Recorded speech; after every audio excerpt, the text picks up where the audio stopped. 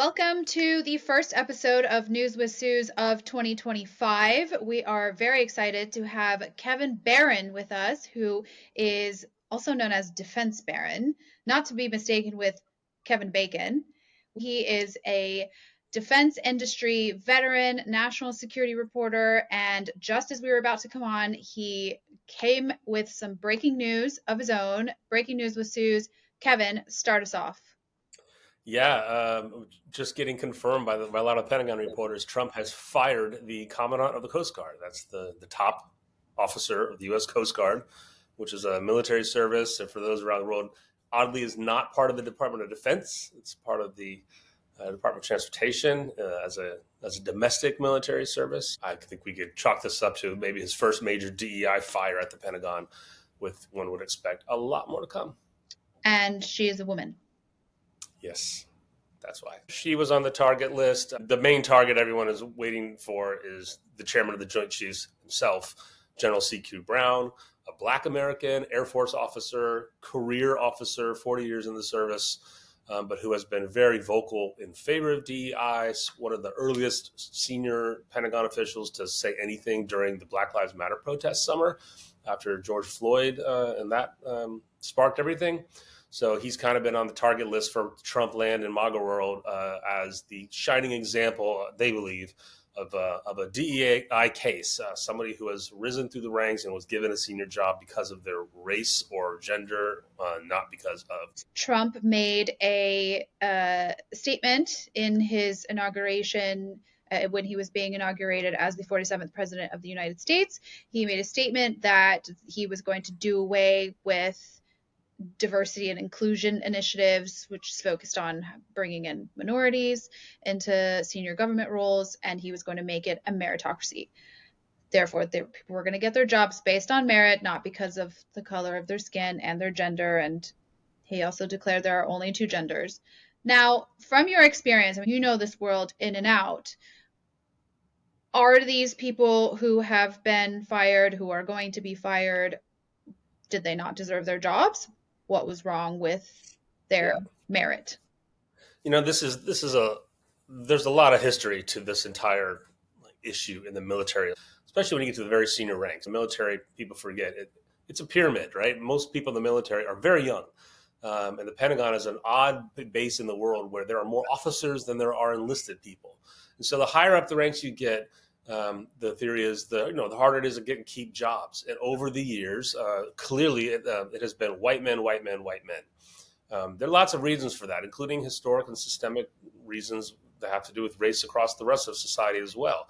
For instance, even though the military has been more racially diverse ahead of the country in a lot of ways historically, the jobs that were open first and earliest and most historically to minorities were not the jobs that were seen as like the good ones that would lead you up the chain of command to become like a combatant commander or chief, right? There's no mechanics in the back who are going to be turned into combatant commanders. You have to have, it's like pilots and policy planners, things like that. Over the years, that's changed. And so it was clearly, there's been plenty of reporting done over the years about how it just didn't seem to be working out the way that it should. If it was only merit-based, there should have been minorities getting these senior ranks sooner, and they weren't.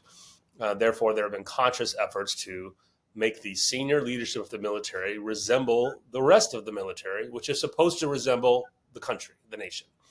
But it's still pretty rare, especially with women. The chief of the naval operations is a woman for the first time in history. She's on the target, people think.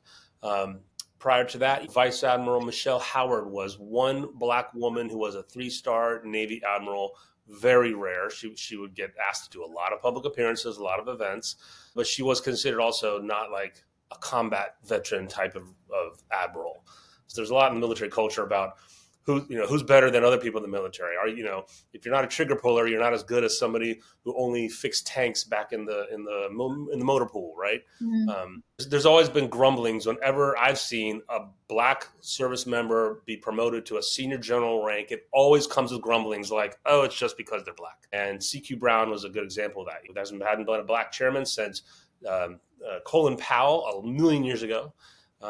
And so people thought, it was time.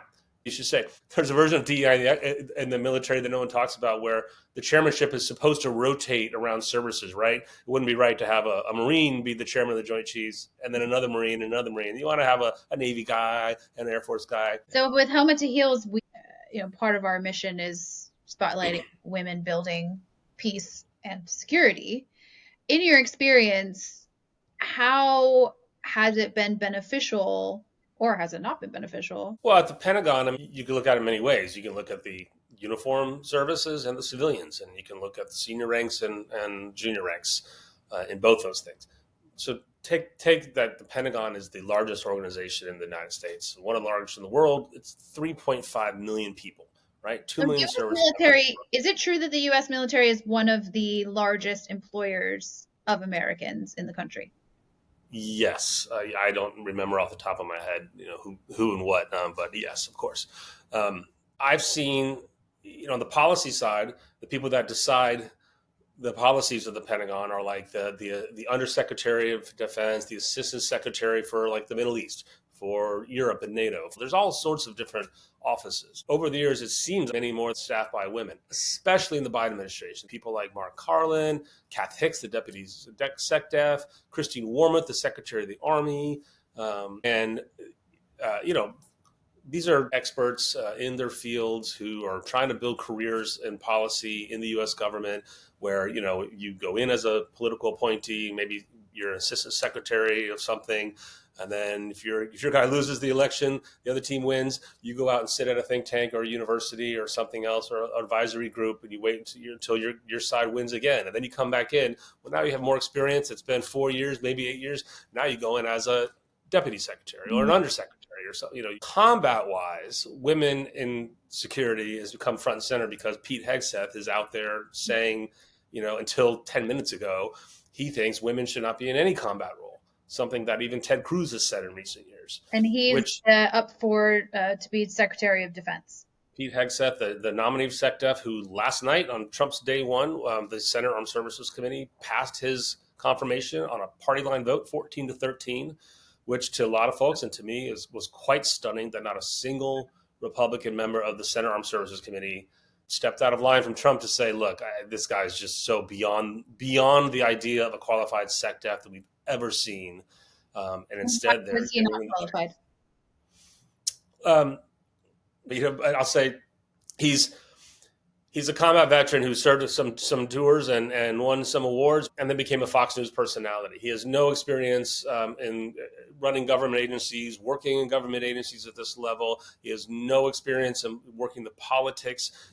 So compared to previous Lloyd Austin, who just left the job yesterday, was a general, not just any general. He was the head of U.S. Central Command, the military theater so well, Suzanne, that covers everything from like Turkey to Afghanistan, except for Israel back then. He was again 40 years in the military, working at all levels internationally with partners and allies. Before then, you've had people like Chuck Hagel, a senator for many years, who, similar to Hegseth, was in the Army long ago when he was young, but he was a combat veteran for real. Chuck Hagel has shrapnel from Vietnam in his body. He also, though, had run large firms and organizations in between in his private life, as well as being a U.S. senator. A tough time getting confirmed. That was back when I was covering the Hill. He did.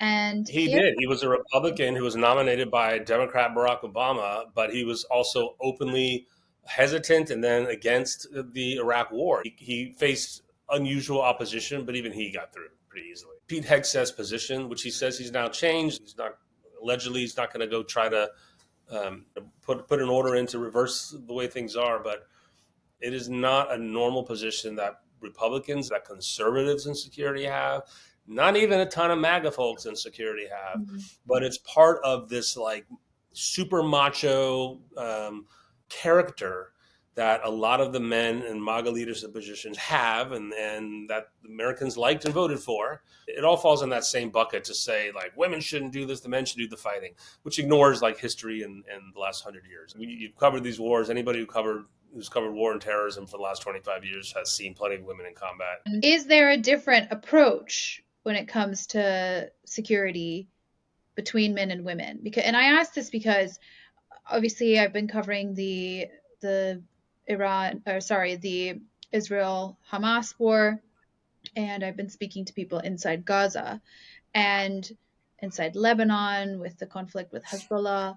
And I started to see this trend as the war got worse and worse of this idea that if women were in charge, we wouldn't see the kind of horrific carnage that we were seeing, because the idea is that women have more empathy and are more prone to be peace builders. I don't know that I can answer that with data and knowledgeable as I should. I know exactly what you're talking about. The idea that women would govern differently on a whole.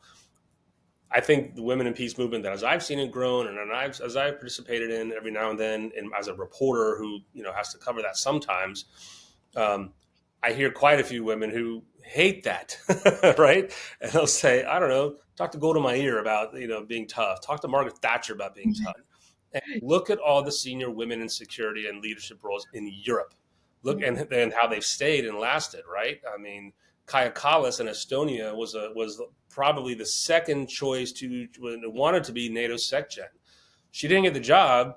The shorthand is she didn't get the job in part because she's so tough on Russia. She is unforgiving. She wants to arm up. She wants to protect the flank. She's a child who remembers the Soviet occupation. It's part of her family history. But Mark Rutte was considered more diplomatic and more understanding of the West. The West is less belligerent, less quick to shoot, less quick to put to start any kind of anything, and be more accommodating to help let ground situations like Russia's invasion play out. So that's a perfect example of Kaja Kallas, the woman, not getting the role because she's considered tougher and stronger and more eager to use a trigger finger than a man who's back closer to Brussels. Hey, all this talk about getting rid of DEI, the page on DOGE, the Department of Government Efficiency, new agency. Which is not a department, which is not a thing. Yeah, this made up department that Elon Musk is running, and he was supposed to be running with Vivek Ramaswamy, who was already quietly booted out. Which he booted him. So no, well, he wanted to get JD Vance's Senate seat, and he got passed over. So now he's said he's going to run for governor. Elon Musk was never going to share the spotlight with somebody else, and Trump is not going to end up sharing the spotlight with Elon. Like, this bromance is not going to last long, and I think there's going to be a popcorn-worthy breakup. That's just my prediction right now. I'm not so sure about that. I think most people think that, and it makes sense. You think so? Mega personalities. I don't know. I think both these guys they fail up a lot, and they are super smart on how to get what they want and say what they want, and they can do what they want. So one guy is the richest in the world, and the other guy is the richest man in the world. So I mean, Elon Musk is such a distraction to Trump. Like, everyone was talking about Elon Musk. Did he or didn't he do a Nazi salute? Which do we? I don't know. I've seen like half joking and half serious going, oh no, he was just like throwing his heart in the way that I'm like, did it. Here's my two favorite tweets. One of them this morning was, if you don't think he did the Nazi salute, do that gesture at your office today. I thought, like, it doesn't look like specifically, I mean, everyone knows how that salute really goes, and it's just a little off that makes people go, wait, did he just do what I think he just did? Although the other data point to this is apparently the neo-Nazis are loving it, claiming, yes, he did do it. I put out a kind of note on my Instagram stories to get people's feelings on this. As one would expect, my Jewish followers are livid, and my non-Jewish followers who like him have made excuses. But I had one that was interesting, which I'm going to read. I'm a look at other perspectives person, but this looks intentional. And if it wasn't, he should apologize. And if he doesn't, then we know, and goodbye. Yeah, just come out and be like, wait, I wasn't doing that. I was doing X, something different. Or it'll be like, yeah, that's what I'm talking about. It's a perfect example, though, of our difficulties here. The fact that you and I are talking about this shit, come on. Like, exactly. On the first day. 100 executive orders completely changing the course of American history and Americans' place in the world, wiping out years of social progress, reinstating Christian nationalism, reinstating Christian-based, theological-based policies, things like declaring genders at the federal government, expanding the federal government for conservatives who always say they don't want it. And we're talking about Elon's salute. Rightfully, it was like the richest man in the world might have made a Nazi salute. That's worth reporting and talking about. But Yeah. here's my other take on Elon, if I could for a second. Like the Elon and the tech bros there yesterday. Great. I get it. It's been a story for a couple of weeks. We know they were coming. They were there. Today starts really like Davos, right? The World Economic Forum. And the rest of the world's CEOs, including some of them, are there and are going to be talking about the actual things that might matter and affect all of our lives, right? Global policies, economic policies, everything you can think of, from DEI to climate change and you name it. The lack of attention that's going to get compared to what the Washington press corps is focusing on right now drives me nuts. We're talking about 4 or 5 tech CEOs. They're big. It's Meta. It's Twitter. I get it. But we're not talking about the hundreds of other CEOs who in the last year openly came out against Donald Trump. Maybe every now and then somebody will mention, oh, a company hasn't rolled back any DEI and said they won't? Apple. That's a big one. Yeah. So there's such a different story going on. And this is why I like to watch BBC and CNN International and any other foreign news to see how less they focus on hard politics and how much more they focus on things like economic policy and trends and business and trade and manufacturing and jobs and all that. So I'm really watching to see how that goes and how like the Wall Street Journal covers this administration. Yeah. They don't want 25% tariffs coming down from with Canada and Mexico. It's absurd. But are we seeing a turn away from the globalization era, and is that being reflected in our media as well? In Europe, we're seeing a turn away from that, and we're seeing a swing to the far right, and then it moved over to the US. There's a lot of security conferences, academic university halls that have churned out tons of paper about this. The if not the end of globalization, the correction, a corrective move of it, right? So Brexit, Trump, all those populist movements rising, saying, wait a minute, people who don't even know what globalization is, complaining about their lives and it being pinned on the way that the global system has developed. Take manufacturing, for example, right? It's a huge issue in the United States election, the idea of reshoring. And it's not just chips or anything else. It's anything you can think of. This is like Ronnie Chang, the comedian, does this huge, like, long, soliloquy about it in his latest special. It's hilariously on point, but it's right in the great thread of how the well-intendedness of globalization is fine, but it didn't produce results, and people want something different. So the idea that none of us in America want to work on an assembly line like our fathers and grandfathers had to. We were all told we'd have better lives, and we go to school, and now we do service jobs and think jobs, and we lose our brains, not our hands. And we send all those jobs to poor countries to exploit their labor at cheaper prices and take advantage of it the best we can. Well, the populist movement rejected that, but it hasn't destroyed it, right? We still have massive global trade. We still have a world where the West has it better than the rest, and people want what the West have. But we have a world where the playing field is leveled out a bit, and the global South is rising, and they're organizing. That's why BRICS exists now. And Trump does not like BRICS. Probably not. BRICS is South Africa, China, and now Indonesia. Again, there's another eye now. But it's essentially counter U.S. global power. I mean, that is the goal. It also potentially BRICS is to dollar. Well, it depends. I think for some, like for Russia and China, yes, it's to counter the U.S. power. For South Africa and India, so I actually just came from a conference in South Africa in November, organized by India's largest think tank, ORF, Observer Research Foundation, with the Thabo Mbeki Foundation, and it was a South-to-South conversation.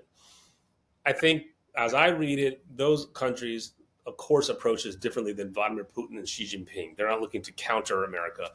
Some of them who are saying, we're not happy with everything we get from the West, but we're We're not going to turn our backs on them, but we'll Yeah. talk to them as well because they have massive economic ties and investment and culture and trade, all sorts of things with those other countries too. But the idea that globalization is dead, I completely reject. I mean, we live in a global world and we will for the rest of our lives. That's not changing.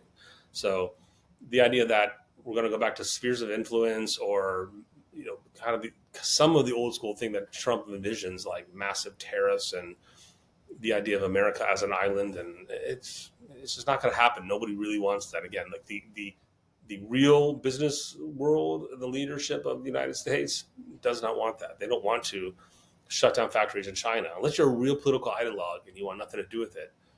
It doesn't happen. Same thing in the Middle East. Saudi Arabia getting the World Cup is a perfect example. Like, it's not that far of a leap from one to the other, but non-democratic countries, openly non-democratic with repressive regimes, no matter how much they might be changing, Yeah.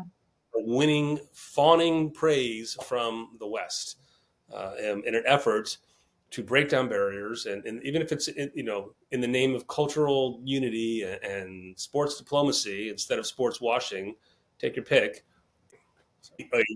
I feel like it's time to switch over to the real story of the day, which was I feel unprepared. Where's my hat? the hat. We're all talking about it. It took the world by storm. Great. The fact that it hit her face, it made her less visible to us, and it made her less able to see us, I think, is the perfect metaphor for our first lady. Yes. So I spoke to someone who was familiar with her thinking with the decision to wear this hat. And basically, she allegedly wanted to hide the frame and kind of be a shadow because it's like from the shadow was where she could project the light. Okay. But then I spoke to a fashion expert who had something really interesting to say about how it actually was reminiscent of Princess Diana. I thought that for me, but I don't know. I think I'd be surprised if that was in Melania Trump's thinking or Trump world's thinking, but she was saying that she was trying to channel Diana. Melania said that. That'd be fascinating. I'd love to hear her tell me all the ways that she thinks she is anywhere remotely like Princess Diana. No, but if you think, because I was like, I had the same reaction. I was like, what? And then I kind of thought, okay, Diana was speaking through her hats at one point. Is that what, like, and Melania, I feel like her style choices was actually one of the, like, part of the inspiration for Helmet to Heels for me, which is like this idea of like style as a storytelling tool. But I mean, everybody was talking about this hat. The hat upstaged. I mean, I don't know. Maybe it didn't upstage the president. Nothing upstages the president, No. but definitely she comes back a fascinating figure to some and completely vapid and empty to others who don't care at all. But your first lady, you have power whether you know it or realize it or not. I mean, I often think about how Melania must. As like when you try to put yourself in her shoes. I probably talk about this with my husband way too much about how Melania feels. Because I can't, I think it's just like, I can't wrap my head around it. Like, it's just. Maybe there's not. Or maybe there's not a whole lot. Yeah, but how? Okay, like, yeah, you can say, like, oh, there's not a whole lot to her. But, like, I mean, her husband is a convicted felon, and everyone was talking about his relationship with a porn star and very intimate details.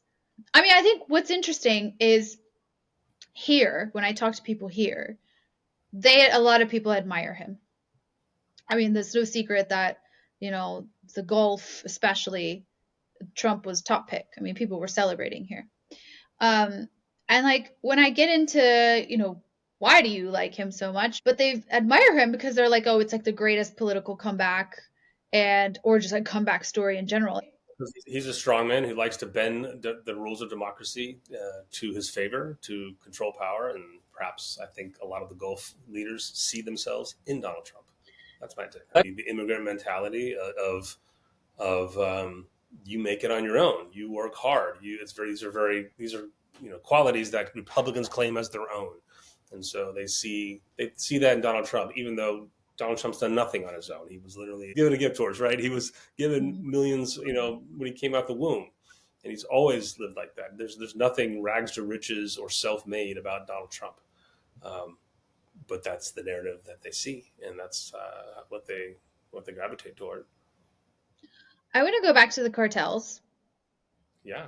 Why were the cartels not put on the foreign terrorist list until now? I don't know the answer to that, honestly. I'll be honest. I don't cover cartels closely, and the structural reason, as a defense reporter, you cover the Pentagon. They don't have anything to do with them. There are very little to do with them. I don't know why the designation to keep them off the terrorist list. I do know there have been grumblings for years about how you could use the military to secure the border from specifically on cartels, and the idea should the U.S. Get involved, just simple things like drone strikes. How could you use drones to fight cartels? Most Americans think like there's FBI, there's other intelligence agencies, there's local law enforcement, and then there's the Mexican counterparts on the other side. So the United States doesn't want to look like we are fighting Mexicans and killing Mexicans on behalf of Mexico.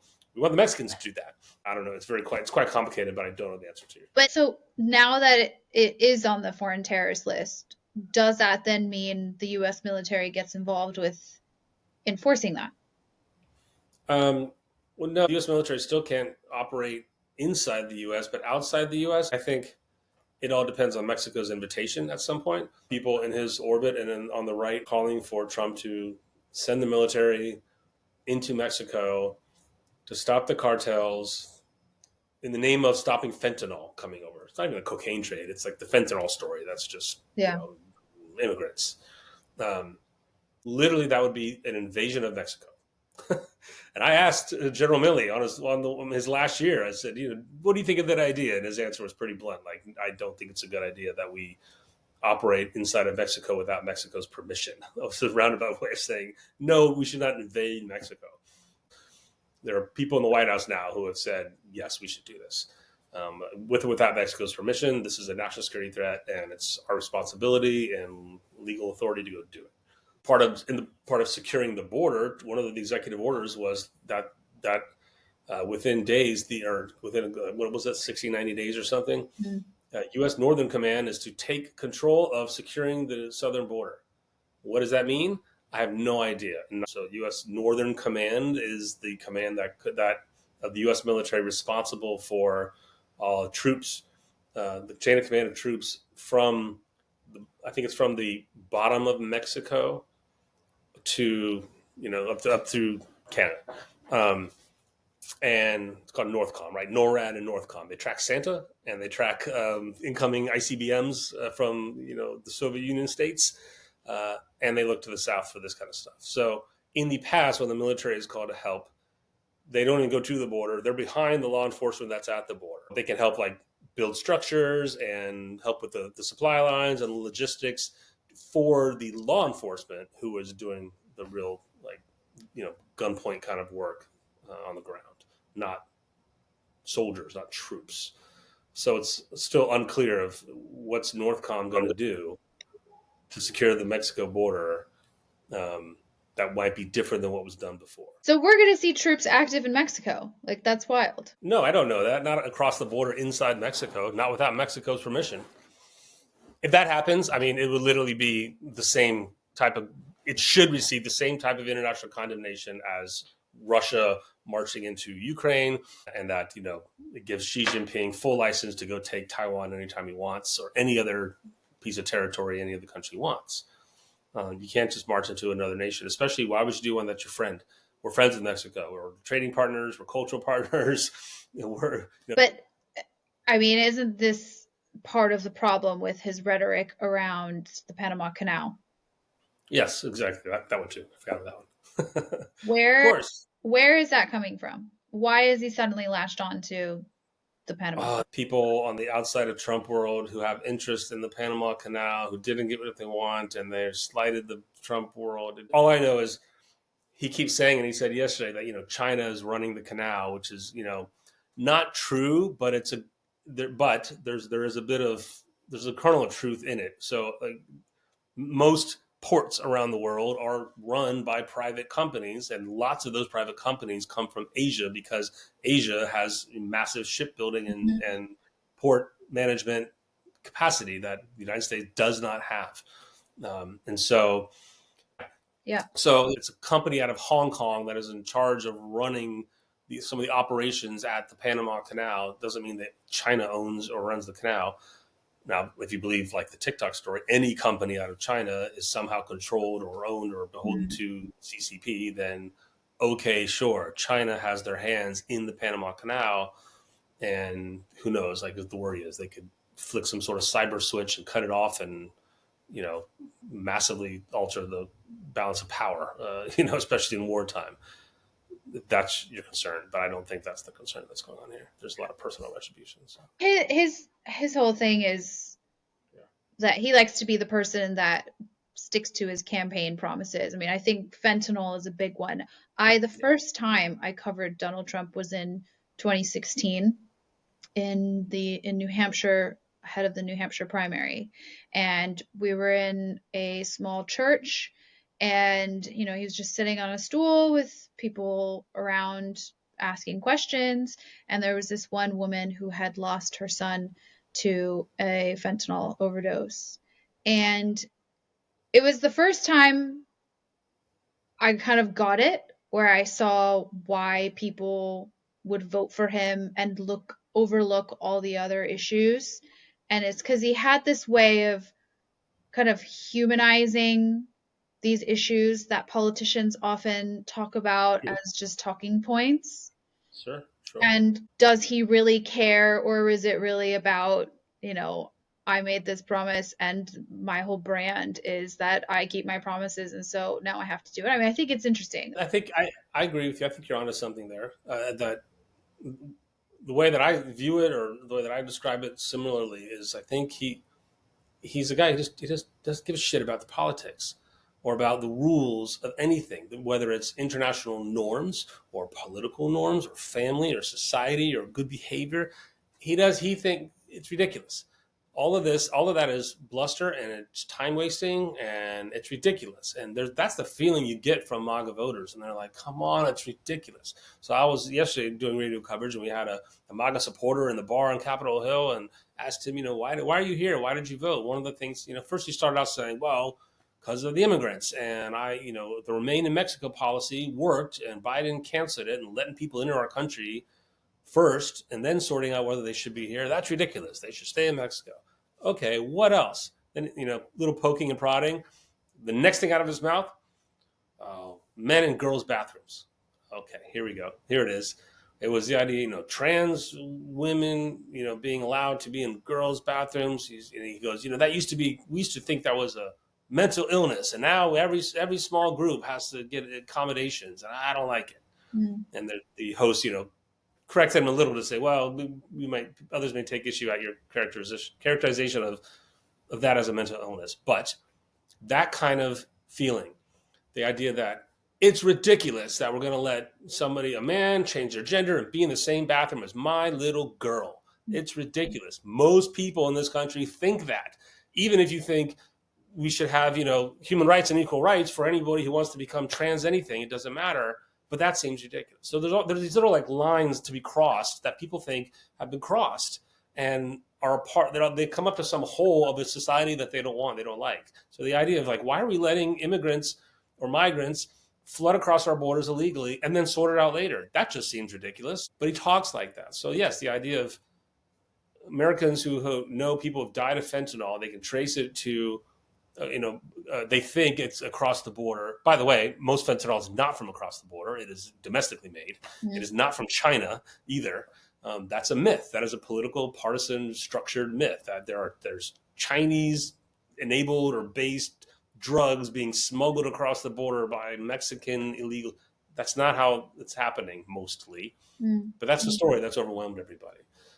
And yeah, if you think that, and a politician says, great, well, let's stop that from happening. You go, okay, that makes sense. Stop it.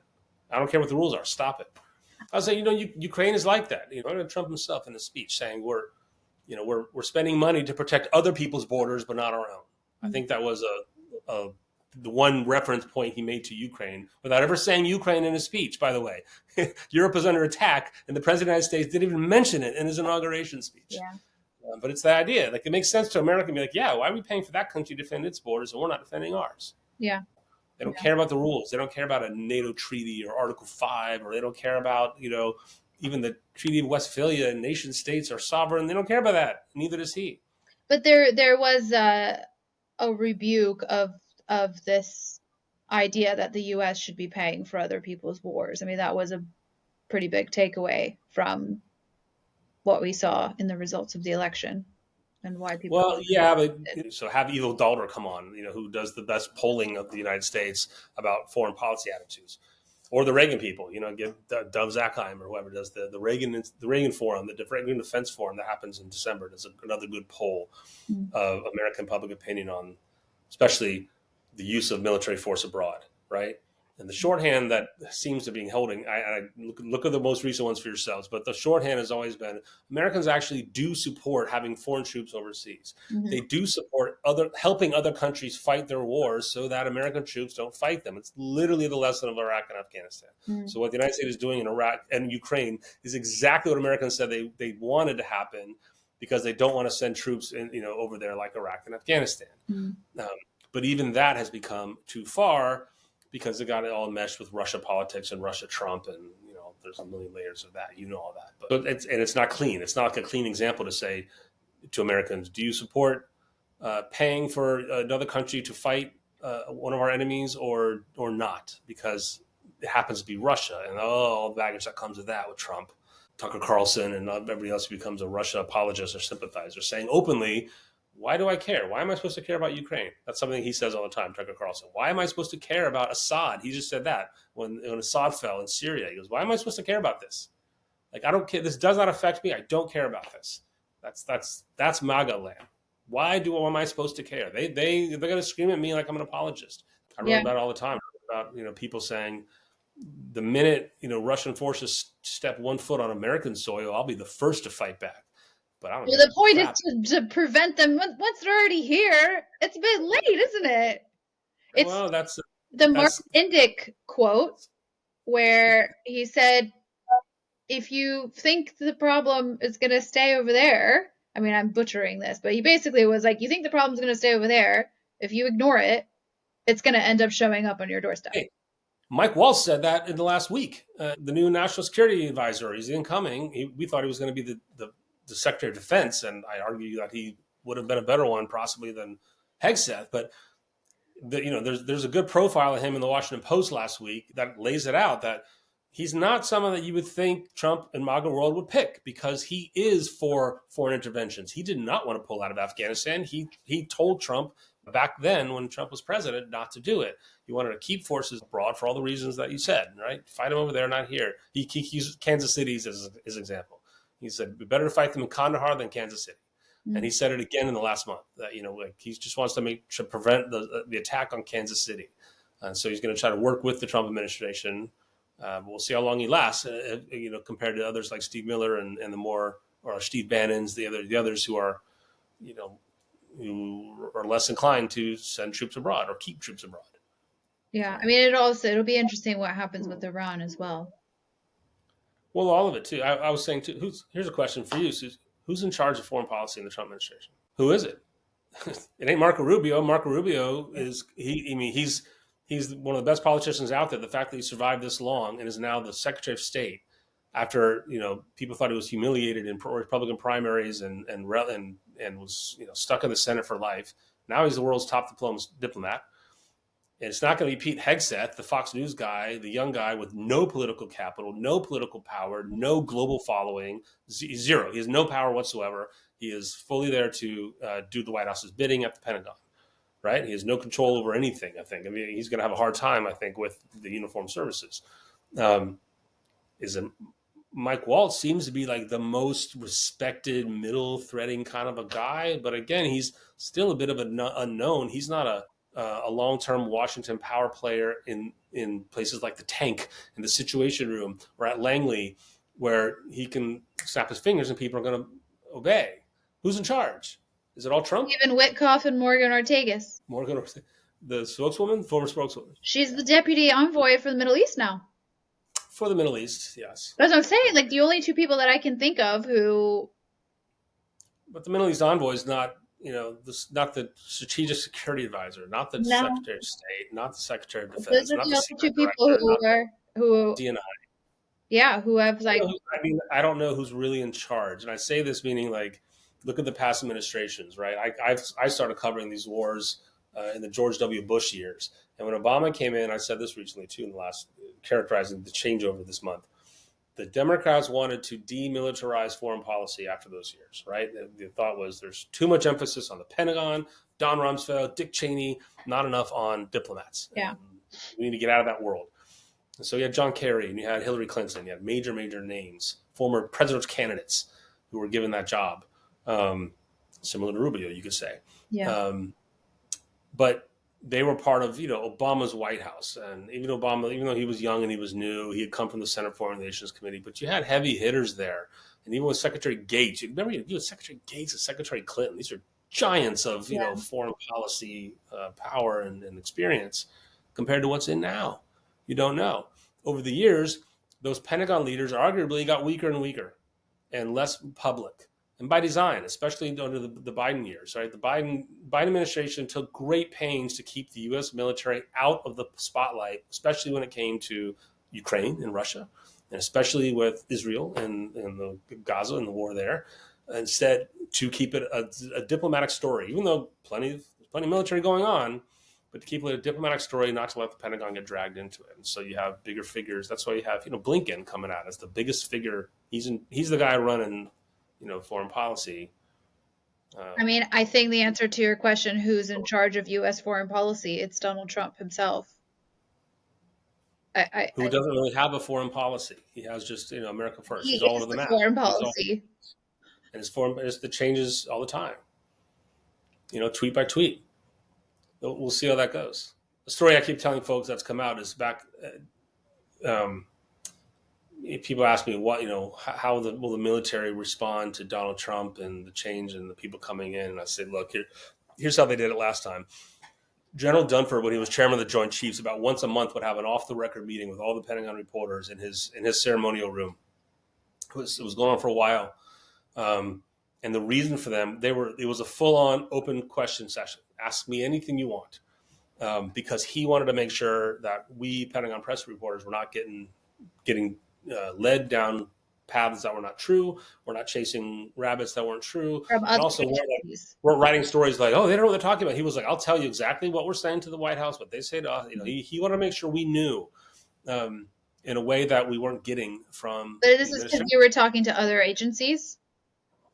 Yeah, because when you report a story, you call the White House, you call agencies, you talk to the Pentagon press people who are from the administration, the political appointees, and then you talk to the press spokespeople that represent the military, who are not political appointees. And so Dunford was trying to say, this is what I know, this is how it works. And one example of him trying to say how the Pentagon was working with the White House and trying to establish calm and establish procedures and be able to respond to the president was. Remember, this is when the president was like tweeting at 3:00 in the morning, like, we're going to pull out of Syria. And in the morning, the Pentagon's going, no, we're not. No, we're not. No, we're not. Well, we haven't got an order. We'll let you know if we get a real order. And then a week goes by and they're like, it just disappears. We're not pulling out of Syria. It happened over and over again. Those days way too well. It was when you had to be like subscribed to Trump's tweets if you were covering him, right? It was, you get woken up by him, and you would race to the Pentagon and they would go, oh shit, what now? So the story is that before Trump's era, the practice was when the White House wanted to come up with their policy on anything, I don't know, Iran, they would have 3 days of meetings in the conference rooms over at the White House at the OEOB, and they would go through everything and have all the experts and all the principals of all the agencies and everybody come in that they wanted to hear from, and they would put together briefing books, massive briefing books with all the possible scenarios that they might think of, how to respond to them, and what the United States policy is going to be, what the White House wants to do, as you would expect. That had disappeared from the minute Trump came into office, with the inexperience their team had, how disheveled their leaders were. Mike Flynn getting fired. McMaster, I've heard he said, has tried to reestablish some of that, but not so much, even with Bolton.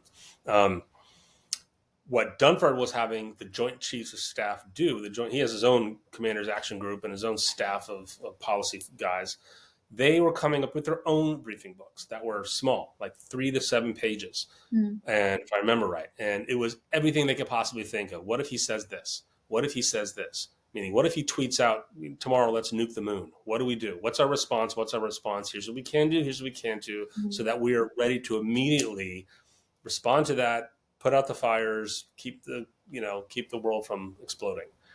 Literally, it was the Pentagon getting ahead of the policy in the White House. Now, some people took that to mean when when the story of Milley and China coming out and saying, hey, China, we're not going to nuke you. That's become the example for the right to say Milley was ahead of the president, therefore Milley was, insubordinate or treasonous and should have been fired, and yada yada yada. As the president said, should be executed.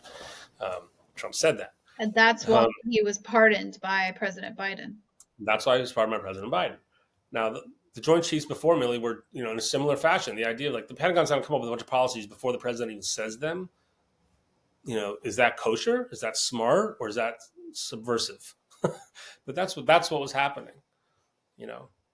But he's much more. I mean, he's been through this now. Now he's seasoned.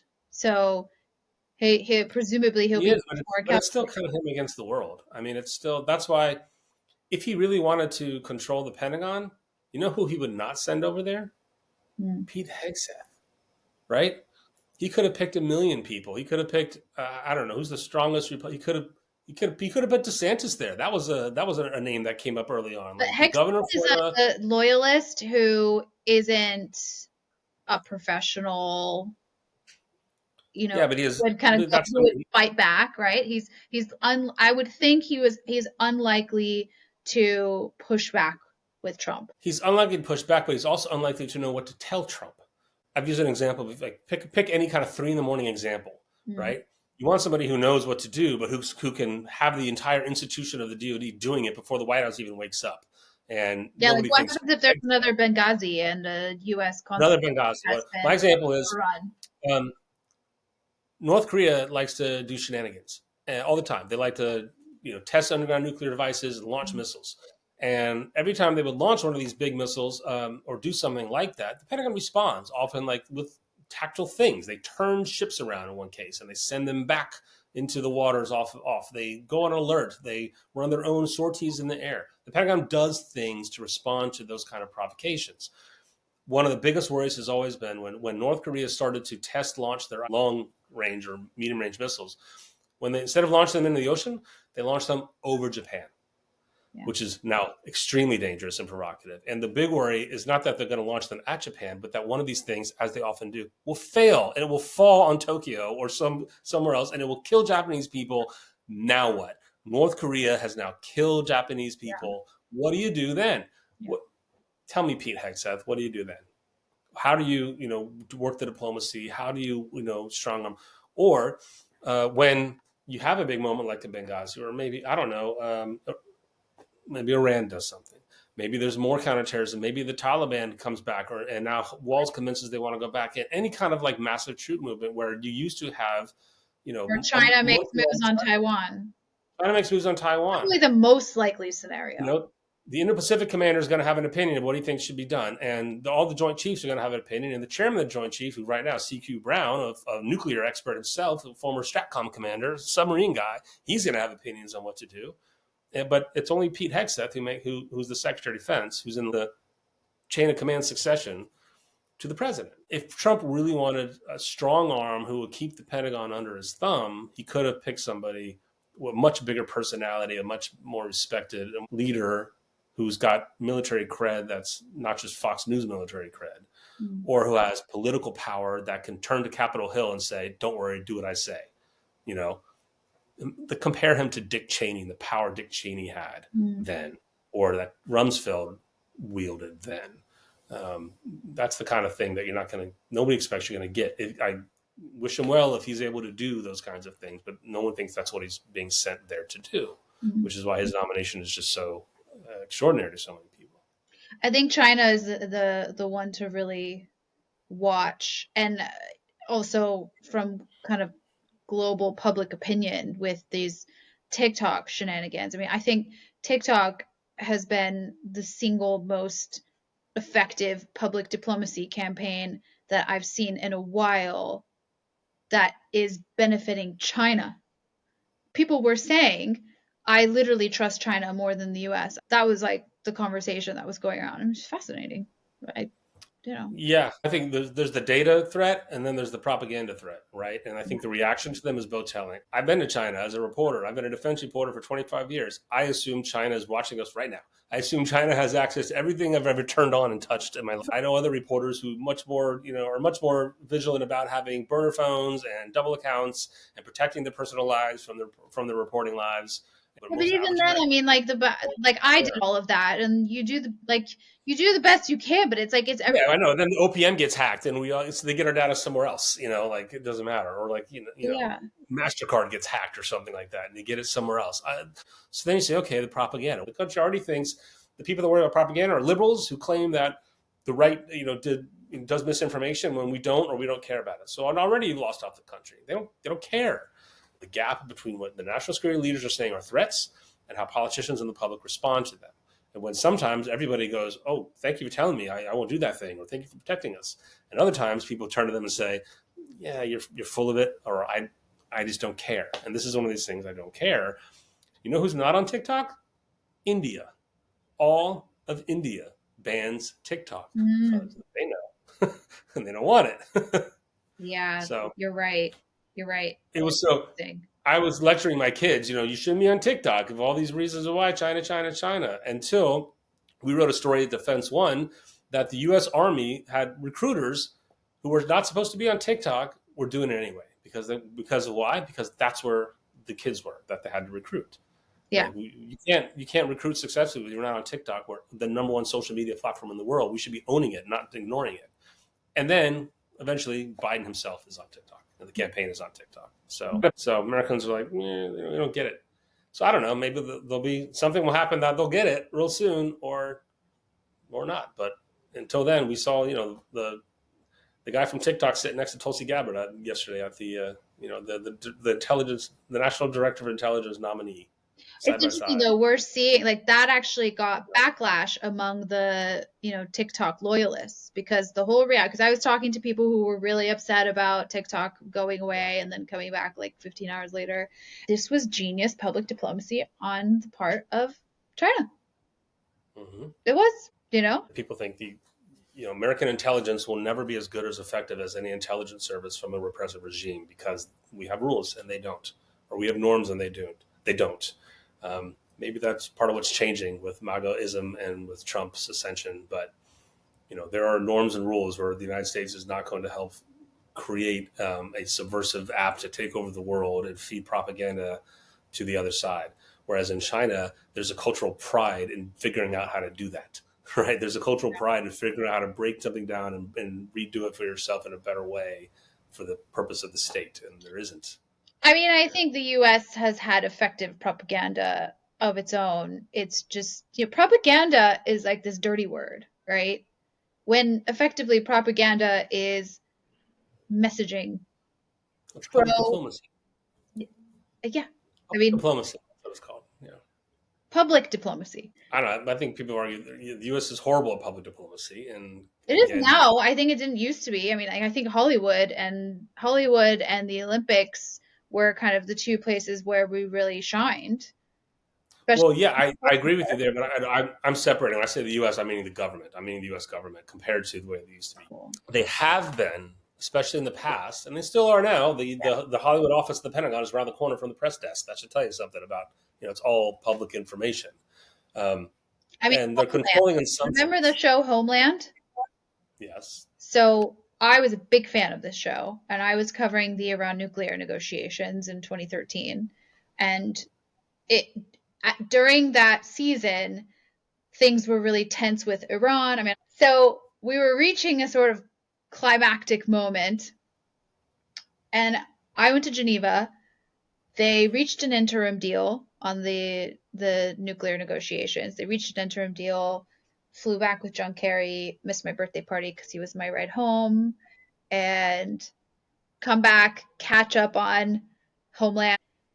And suddenly the tone in Homeland had like completely turned. Saul, the CIA guy, was in Greece. He opens up his New York Times and it's basically like, peace with Iran, something like that. And I just remember being like, I know like life imitates art, art imitates life, but this is way too coincidental. And then years later, I ended up living in LA, teaching a public diplomacy course at UCLA, meeting one of the actresses in the show, and asking her if the script had been changed in accordance to news events. Mm-hmm.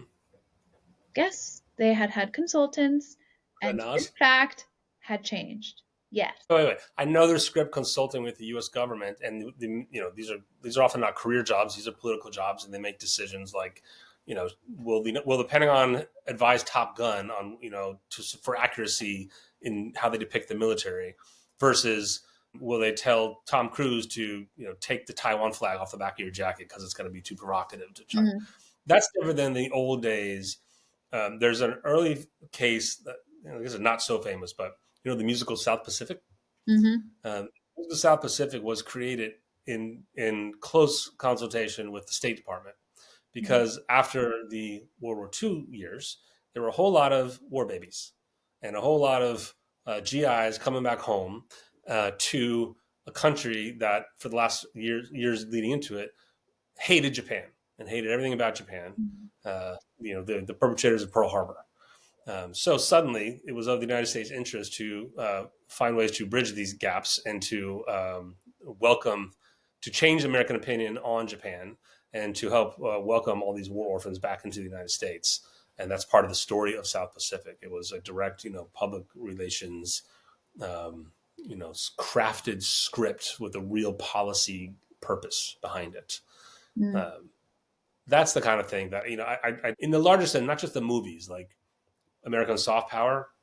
Yeah, me. I love talking about it till I'm blue in the face. I love the Olympics and sporting events and movies and the rest of it. And I think we're entering an era where I think it's going to look a lot like the 1980s, where if you remember, Reagan was in charge here, Thatcher was in charge. You remember? That's true. You don't remember. Anyway, Well, yes, I do. I'll I just say agree with you. yes. I think we're in the 80s era. I hope Russia the boycott, fashion the doesn't go U.S. back. boycott of the Olympics, the rise of global activist movements like Live Aid and the Amnesty Human Rights concerts, Nelson Mandela. There was a whole world of global activism and things like human rights um, that grew and became pretty strong below the level of the politicians, below the conservative hawks and power, dynamics that were going on, and all that helped lead to the end of the Cold War, the rise of globalization, the rise of progressive liberalism around the world as the counter to what was going on.